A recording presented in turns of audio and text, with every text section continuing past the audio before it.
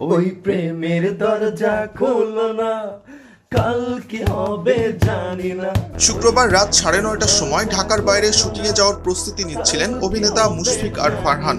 শুটিংয়ের costume ready করার মাঝে হঠাৎ অসুস্থ হয়ে পড়েন এই অভিনেতা।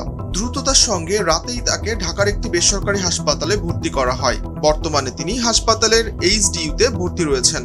হাসপাতাল থেকে এ তথ্য নিশ্চিত করেছেন পরিচালক তৌফিকুল ইসলাম। তৌফিক বলেন, রাত 9:30টার দিকে ফারহান ভাই অসুস্থ হয়ে পড়েন। রাতে তাকে হাসপাতালে ভর্তি করানো হয়। সে থেকেই সঙ্গে রয়েছি। ভাইয়ের পরিবারের সবাই রয়েছেন। ভর্তির পর জানতে পেরেছি রাতে প্রেসার ফল করার কারণে সমস্যা হয়। প্রেসার বাড়ছিল না, তবে সেই অবস্থা থেকে এখন কিছুটা ভালো।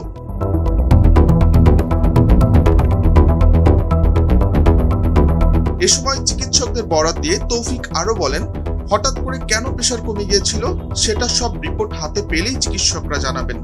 বর্তমান শারীরিক অবস্থার কারণে ফারহানকে এইচডিইউতে রাখা হয়েছে। পর্যবেক্ষণ শেষেই কেবিনে আনা হবে, তখন বিস্তারিত বলা যাবে।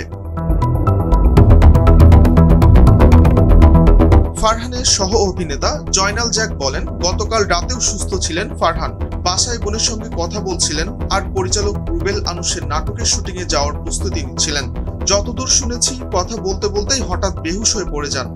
সঙ্গে সঙ্গেই হাসপাতালে ভর্তি করা হয়। গতকাল রাতেই তাকে দেখতে গিয়েছিলাম। রাতে ধারণা করা হচ্ছিল তাপমাত্রা কমে যাওয়ার কারণেই এই অসুস্থতা দেখা দিতে পারে।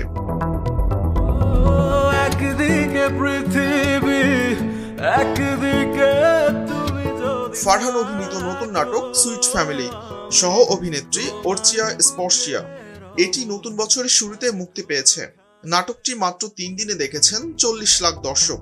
এটি ইউটিউব ট্রেন্ডিং এর শীর্ষে রয়েছে। নাটকটি পরিচালনা করেছেন তৌফিকুল ইসলাম।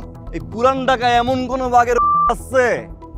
আমি বাবু সিকদার কইছি, আমার কথা শুনবো না। ফারহান তরুণ প্রজন্মের দর্শকদের কাছে আলোচিত নাম।